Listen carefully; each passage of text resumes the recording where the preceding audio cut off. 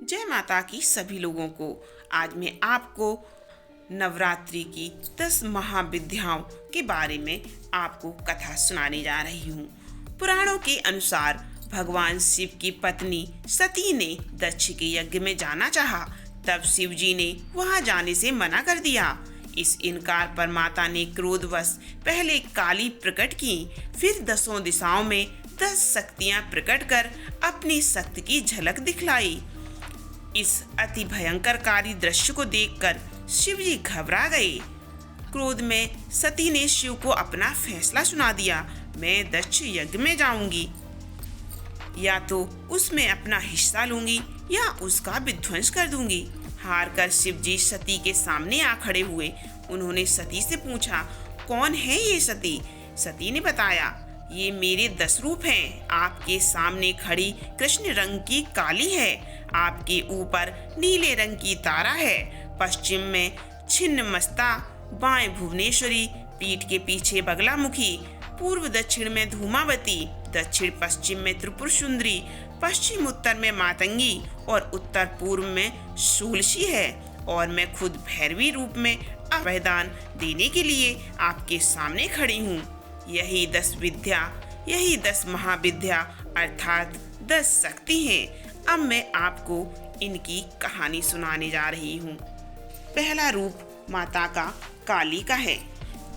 10 महाविद्या में काली प्रथम रूप है। माता का यह रूप साक्षात और जागृत है।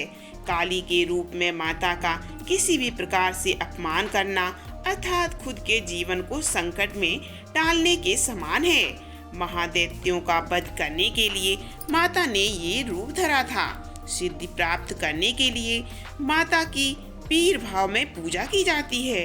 काली माता तत्काल प्रसन्न होने वाली और तत्काल रूठने वाली देवी हैं। अतः इनकी साधना या इनका भक्त बनने के पूर्व एक निष्ठ और कर्मों से पवित्र होना जरूरी होता है। यह कज्जल पर्वत के समान 100 पर आरूढ़ मुंडमाला धारण किए हुए, एक हाथ में खड़ग, दूसरे हाथ में त्रिशूल और तीसरे हाथ में कटे हुए सिर को लेकर भक्तों के समक्ष प्रकट होने वाली काली माता को नमस्कार है। यह काली एक प्रबल शत्रुहंता, महिषासुरमर्दिनी और रक्तबीज का वध करने वाली शिवप्रिया चामुंडा का साक्षात स्वरूप है। दूसरा माँ का रूप है तारा का। तांत्रिकों की प्रमुख देवी तारा, तारने वाली कहने के कारण माता को तारा कहा जाता है। सबसे पहले महर्षि वशिष्ठ ने तारा की आराधना की थी। शत्रुओं का नाश करने वाली, सौंदर्य एवं रूप ऐश्वर्य की देवी तारा आर्थिक उन्नति और भोगदान और मोक्ष प्रदान करने वाली हैं। तारापीठ में देवी सती के नेत्र गिरे थे, इसीलिए इस स्थान को नयन तारा भी कहा जाता है। यह पीठ पश्चिम बंगाल के बीरभूम जिला में स्थित है, इसीलिए यह स्थान तारापीठ के नाम से विख्यात है। प्राचीन काल में महर्षि वशिष्ठ ने इस स्थान पर देवी तारा की उपासना करके सिद्धियां प्राप्त की थी। इस मंदिर में बामा खेपा नामक एक साधक ने देवी तारा की साधना करके उनसे सिद्धियां हासिल की थीं। तारा माता के बारे में दूसरी कथा है कि वे राजा दक्ष की दूसरी पुत्री थी। तारा देवी का एक दूसरा मंदिर हिमाचल प्रदेश की राजधानी शिमला से लगभग 13 किलोमीटर की दूरी पर स्थित सोधी में है। चैत मास की नवमी तिथि और शुक्ल पक्ष के दिन तारा रूपी देवी की साधना करना तंत्र साधकों के लिए सर्वसिद्धि कारक माना गया है। जो भी साधक या भक्त माता की मन से प्रार्थना करता है, उसकी कैसी भी मनोकामना हो तत्काल पूर्ण होती है। अब आपको माता के तीसरे रूप त्रिपुर सुंदरी के बारे में आपको सुना रही हूँ। सोलसी माहेश्वरी शक्ति की विग्रह वाली शक्ति है। इनकी 4 भुजा और 3 नेत्र हैं। इसे ललिता, राज, राजेश्वरी और त्रिपुर सुंदरी भी कहा जाता है। इनमें 16 कलाएं पूर्ण हैं, इसीलिए इन्हें सोलसी कहा जाता है। भारतीय राज्य त्रिपुरा में स्थित त्रिपुर सुंदरी का शक्तिपीठ माना जाता है। कि यहाँ माता के धारण किए हुए वस्त्र गिरे थे। सुंदरी शक्तिपीठ भारतवर्ष के अज्ञात 108 एवं 51 पीठों में से एक है। महाविद्या समुदाय में त्रिपुरा नाम की अनेक देवियां हैं। इनमें त्रिपुर भैरवी, त्रिपुर और त्रिपुर सुंदरी विशेष रूप से उल्लेखनीय हैं। चौथा रूप माँ भुवनेश्वरी का। भुवनेश्वरी को आदि शक्ति और मूल प्रकृति भी कहा गया है। भुवनेश्वरी ही शताक्षी और शाकंभरी नाम से प्रसिद्ध हुई। पुत्र प्राप्ति के लिए लोग इनकी आराधना करते हैं। आदि शक्ति भुवनेश्वरी माँ का स्वरूप सौम्य एवं अंग कांति अरुण है। भक्तों को अभय एवं सिद्धियां प्रदान करना इनका स्वाभाविक गुण है। इस महाविद्या की आराधना से सूर्य के समान तेज ऊर्जा प्रकट होने लगती है। ऐसा व्यक्ति अच्छे राजनीतिक पद पर आसीन हो सकता है। माता का आशीर्वाद मिलने से धन प्राप्त होता है और संसार के सभी शक्ति स्वरूप महाबली उसका चरण स्पर्श करते हैं। माता का पांचवा रूप छिन्नमस्ता इस परिवर्तनशील जगत का अधिपति कंबद है और उसकी शक्ति छिन्नमस्ता है। इनका सिर कटा हुआ, इनके कंबद से रक्त की 3 धाराएं बह रही हैं। इनकी 3 आंखें हैं और ये मदन और रति पर आसीन हैं। देवी के गले में हड्डियों की माला तथा कंधे पर यज्ञोपवीत है। इसीलिए शांत भाव से इनकी उपासना करने पर यह अपने शांत स्वरूप को प्रकट करती हैं। उग्र रूप में उपासना करने पर यह उग्र रूप में दर्शन देती हैं, जिससे साधक के उच्चाटन होने का भय रहता है। माता का स्वरूप अत्यंत गोपनीय है। चतुर्थ संध्या काल में माँ छिन्न मस्ता की उपासना से साधक को सरस्वती की सिद्धि की प्राप्ति होती है। कृष्ण और रक्त गुणों की देवियां इनकी सहचरी हैं। पलाश और बेल पत्रों से छिन्नमस्ता महाविद्या की सिद्धि की जाती है। इससे प्राप्त सिद्धियां मिलने से लेखन बुद्धि ज्ञान बढ़ जाता है और शरीर रोग मुक्त होता है। सभी प्रत्यक्ष और अप्रत्यक्ष शत्रु परास्त होते हैं। माँ का छठा रूप त्रिपुर भैरवी।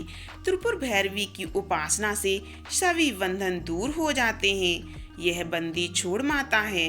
भैरवी के नाना प्रकार के भेद बताए गए हैं, जो इस प्रकार हैं: त्रिपुरा भैरवी, चैतन्य भैरवी, सिद्ध भैरवी, भुवनेश्वर भैरवी, संप्रदा प्रद भैरवी, कमलेश्वरी भैरवी, कौलेश्वर भैरवी, कामेश्वरी भैरवी, नित्या भैरवी, रुद्र भैरवी, भद्र भैरवी तथा सटकुटा भैरवी आदि त्रिपुरा भैरवी ऊर्ध्वय की देवता हैं। माता की 4 भुजाएं और 3 नेत्र हैं।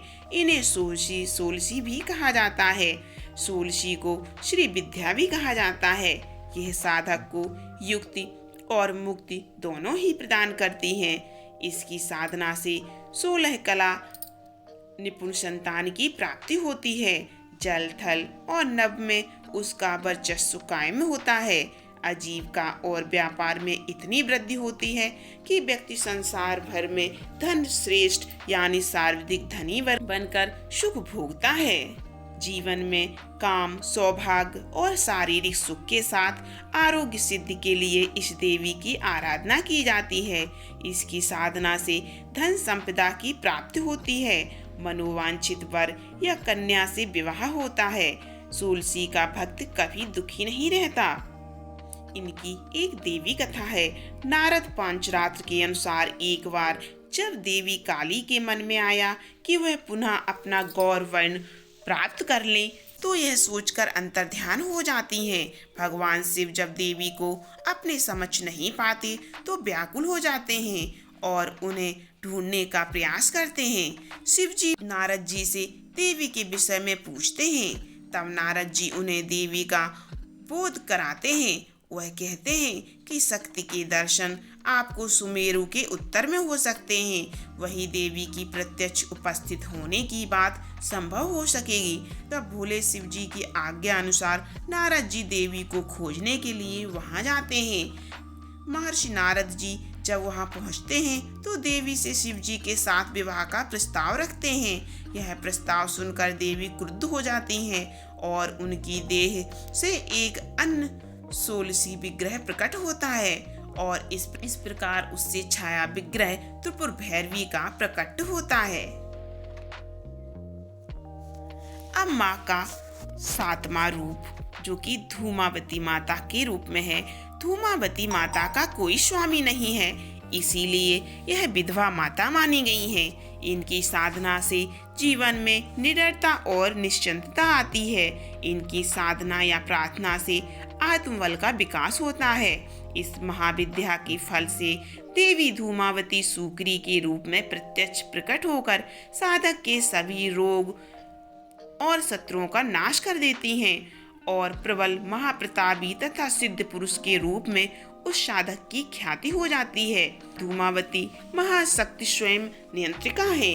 ऋग्वेद में रात्रि सूक्त में इन्हें सूत्रा कहा गया है, अर्थात ये सुख पूर्वक तारने योग्य हैं। इन्हें अभाव और संकट को दूर करने वाली माँ कहा गया है। इस महाविद्या की सिद्धि के लिए तिल मिश्रित घी से होम किया जाता है। धूमावती महाविद्या के लिए जरूरी है कि व्यक्ति सात्विक और नियम संयम और सत्यनिष्ठा को पालन करने वाला व लोभ लालच से दूर रहे। शराब और मांस को छुए तक नहीं।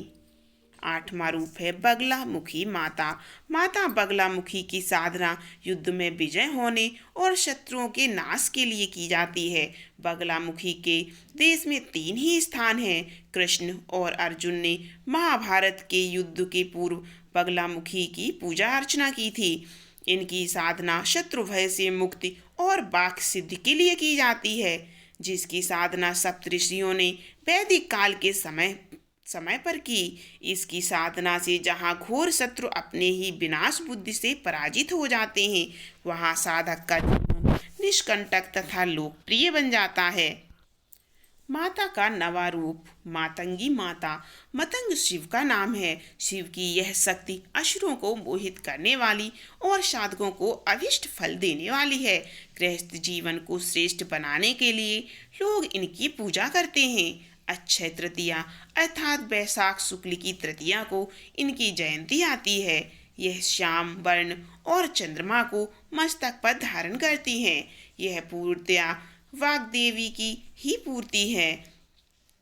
4 भुजाएं 4 वेद हैं। माँ मातंगी वैदिकों की सरस्वती हैं। पलाश और मल्लिका पुष्पों से युक्त बेलपत्र की पूजा करने से व्यक्ति के अंदर आकर्षण और स्तंभन शक्ति का विकास होता है। ऐसा व्यक्ति जो मातंगी महाविद्या की सिद्धि प्राप्त करेगा, वह अपने क्रीड़ा कौशल से या कला संगीत से दुनिया भर को अपने बस में कर लेता है। वशीकरण में भी यह महाविद्या कारगर होती है। अब मैं आपको माता के 10वें रूप यानी कमला माता के बारे में बता रही हूँ। दरिद्रता, संकट, गृह कलह और अशांति को दूर करती हैं कमला रानी। इनकी सेवा और भक्ति से व्यक्ति सुख और समृद्धि पूर्ण रहकर शांतिमय जीवन बिताता है। श्वेत वर्ण के 4 हाथी शूर्ण में स्वर्ण कलश लेकर स्वर्ण के समान कांति लिए हुए माँ को स्नान करा रहे हैं। कमल पर आसीन कमल पुष्प धारण किए हुए माँ सुशोभित होती हैं। समृद्धि, धन, नारी, पुत्र आदि के लिए इनकी साधना की जाती है। इस महाविद्या की साधना नदी, तालाब या समुद्र में गिरने वाले जल में आकंठ डूब कर की जाती है। इसकी पूजा करने से व्यक्ति साक्षात कुबेर के समान धनी और विद्यावान होता है। व्यक्ति का यश और व्यापार या प्रभुत्व संसार भर में प्रचारित होता है।